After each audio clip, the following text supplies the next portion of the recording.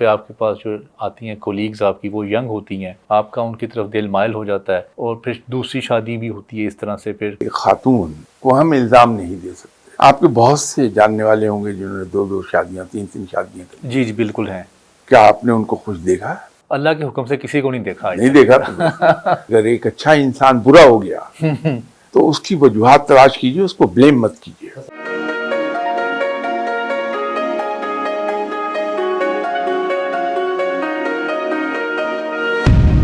اب وہ اس کو پتا ہے کہ صبح میرے ہسبینڈ کو 7:30 پہ ناشتہ چاہیے. وہ قریب 6:30 بجے اٹھ کے بیٹھی ہوئی ہے اور ملازموں کو دیکھ رہی ہے کہ ناشتہ بنائیں. ناشتہ صحیح بنا، صحیح ٹیبل پہ لگ گیا. وہاں سے اس کی ڈیوٹی شروع ہو گئی اور رات کو خاوند گھر آیا، اس نے کھانا کھایا. کھانا کھانے کے بعد وہ تو کتاب کوئی لے کے بیٹھ گیا، پڑھنے لگا. جی. وہ دن بھر کی جو بکھیڑے ہیں ان کو سمیٹ رہی ہے، پھر سوئے گی.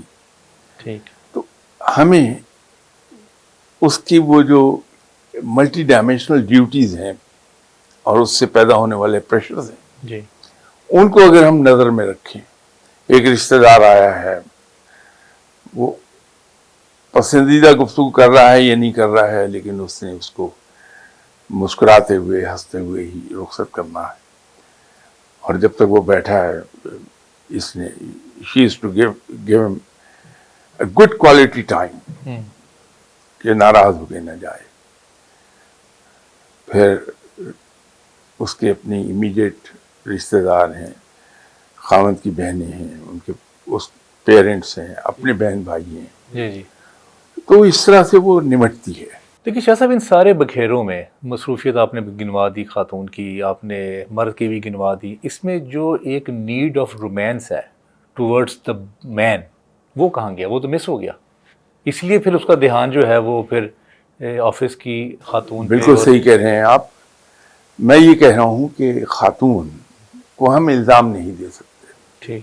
وہ آپ کی اس بات کے جواب میں یہ سب میں نے اتنی لمبی تقریر کر ڈالی. جی جی. اس کی مجبوریاں اگر ہم دیکھ لیں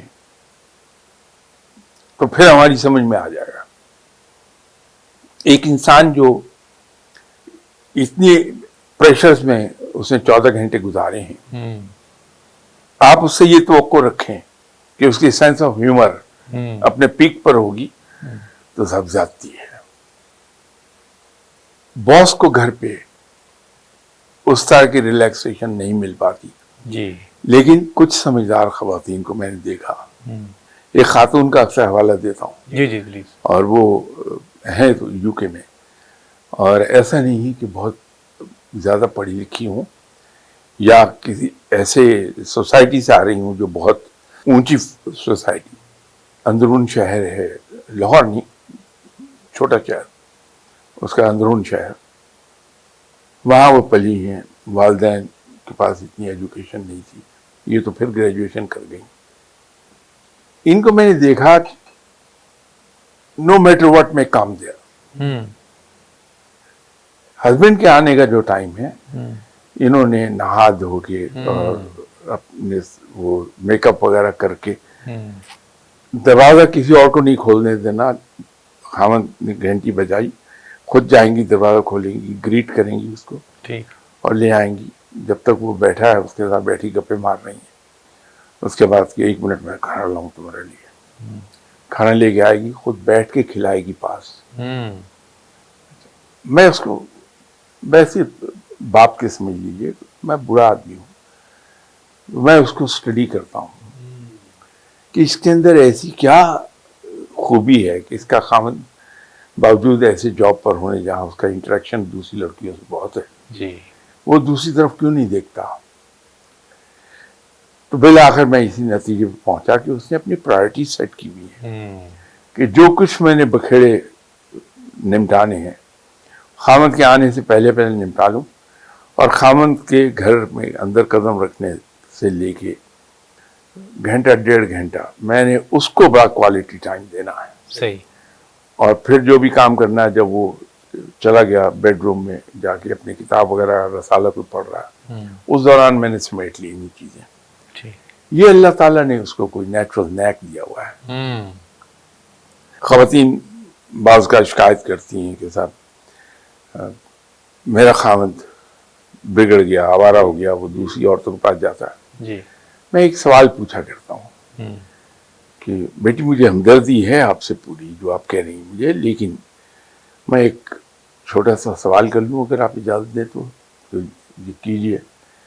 یہ بتائیے بیٹے کہ کیا شادی کے فوراً بعد سے یہ ایسا ہے جی. یا اس نے آپ کو 6-8 سال بھرپور پیار دیا ہے؟ بڑا اچھا سوال ہے. تو جواب یہ آتا ہے کہ نہیں، پہلے تو بہت اچھا تھا.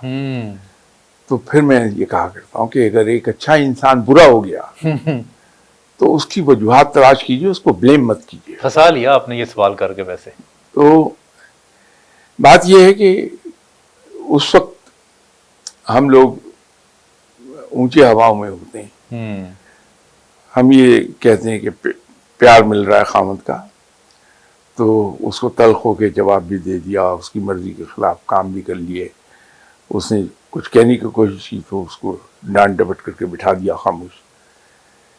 ہم یہ سمجھتے ہیں کہ یہ سلسلہ ساری عمر چل جائے گا. وہ ہماری نادانی ہے کہ ہم ہیومن سائیکالوجی کو نہیں سمجھتے.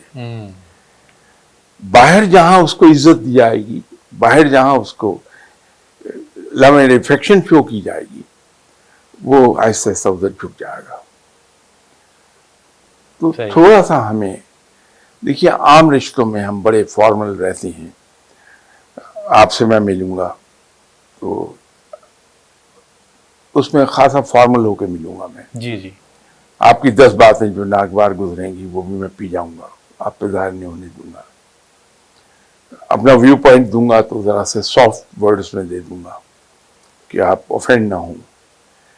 اگر اس فارمل ایٹیٹیوڈ کا 25% ہی ہم اپنی ہسبینڈ یا اپنی بیوی کے ساتھ رکھ لیں، جی جی، تو تعلقات کبھی خراب نہیں ہوں گے. صحیح. میں نے اس خاتون کی آپ کو مثال دی، ان کی شادی کو اس سے اندازہ لگا لیں کتنا عرصہ، مجھے نہیں معلوم کتنا عرصہ ہو گیا کہ ان کی بچی کے لیے اب رشتہ ڈھونڈا جا رہا ہے، بیٹے کے لیے. بس 25 سال تو ہو ہی گئے ہوں گے نا، 20-25 سال تو. اس سے زیادہ. ٹھیک. تو اس کے باوجود آج بھی ان کا رشتہ اسی طرح تازہ ہے جیسا شادی کے بعد تھا، صرف اس لیے کہ وہ خاتون بڑی سمجھدار ہے. صحیح ہے. حالانکہ جو صاحب ہیں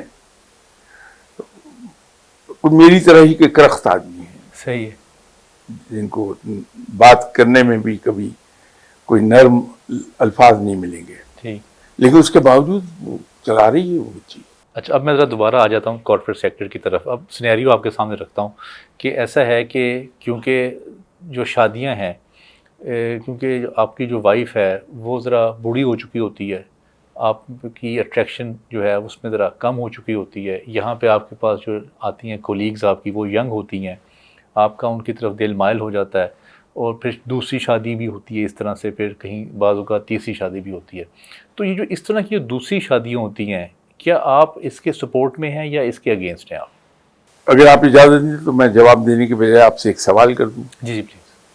آپ کے بہت سے جاننے والے ہوں گے جنہوں نے 2 شادیاں 3 شادیاں کی. جی جی بالکل ہیں. کیا آپ نے ان کو خوش دیکھا؟ اللہ کے حکم سے کسی کو نہیں دیکھا. نہیں دیکھا تو آپ کے سوال کا جواب میں عرض کر رہا ہوں آپ سے. یہی جواب ہے آپ کے سوال کا. صحیح ہے. اچھا، 1 کروڑ شاہ صاحب ابھی جو لڑکیاں ہیں جن کی شادیاں نہیں ہو رہی، سروے ہوا ہے پیچھے، بہت خبر وائرل ہوئی، اس کی طرف آئیے گا کہ کیا وجوہات ہیں اس کی؟ کیا سٹینڈرڈ لڑکیوں نے اپنے ہائی کر لی ہیں، یا لوگوں کے پاس روزگار نہیں ہے، یا یہ رشتے دیکھتے رہتے ہیں؟ اور میں نے تو یہ بھی دیکھا ہے انفارچونیٹلی کہ ایک شخص کو میں جانتا ہوں، اس نے 40 رشتے دیکھے. تو پچھلے ہفتے بھی اس نے ایک رشتہ دیکھا. تو میں نے کہا یار آخر آپ لوگ کیا دیکھ رہے ہو، کیوں اتنی کنفیوژن ہے؟ یہ کنفیوژن ہے، سٹینڈرڈز ہائی ہو گئے ہیں، ملکی حالات خراب ہیں، روزگار نہیں ہے، کیا ہے؟ نہیں، یہ ہمارے یہاں اصل میں ایک شفٹ آ رہا ہے. اوکے. وہ شفٹ ہے کہ آج سے 50 سال پیچھے چلے جائیے تو ٹاپ پرائرٹی ہماری زندگی میں مورل ویلیوز کو تھی. ٹھیک. 71-72 میں جب ہمارے یہاں سے لوگ روزگار کے سلسلے میں باہر جانا شروع ہوئے، جو ان کا حق تھا، اس سے اعتراض نہیں کوئی بھی. جی جی. انہوں نے جا کے وہاں سے جو پیسہ بھیجا، اور یہاں جو لواحقین تھے ان کے ڈپینڈنٹس پاکستان میں تھے، انہوں نے luxuries of life, comforts of life, اس کے اوپر اس پیسے کو بے دریغ خرچ کیا. صحیح. اس نے پیسے کے بارے میں یہاں ایک ریٹ ریس انٹروڈیوس کرا دی. اب وہ اس ریٹ ریس کے نتیجے میں ہوا یہ کہ ہم نے ہر اینگل سے میٹریل چیزوں کو زیادہ ویلیو دینی شروع کر دی. تو یہ شفٹ آیا، مورل ویلیوز ٹاپ پرائرٹی پر تھی. اس کے بعد ہم تھوڑے میٹریلسٹک ہو گئے، ٹھیک. ہماری نظر میٹریل چیزوں پر رہنے لگی. پہلے رشتے ناطے جو ہوتے تھے اس میں ٹاپ پر یہ دیکھا جاتا تھا کہ بچہ بچی جو بھی ہوں وہ خاندانی ہوں، خاندانی پس منظر ان کا وہ بہت خوبصورت ہونا چاہیے. اس سے مراد میری یہ نہیں کہ وہ بندہ بہت ہائیلی پلیسڈ ہے. جی جی. خاندانی پس منظر بہت ڈیسنٹ ہے، اعلیٰ ہے، چاہے وہ سڑک کے کنارے بیٹھ کے بھیک مانگ رہا ہے. تو ہماری ٹاپ پرائرٹی خاندانی پس منظر میں ہوتی تھی کہ خاندانی لوگ ہونے چاہیے.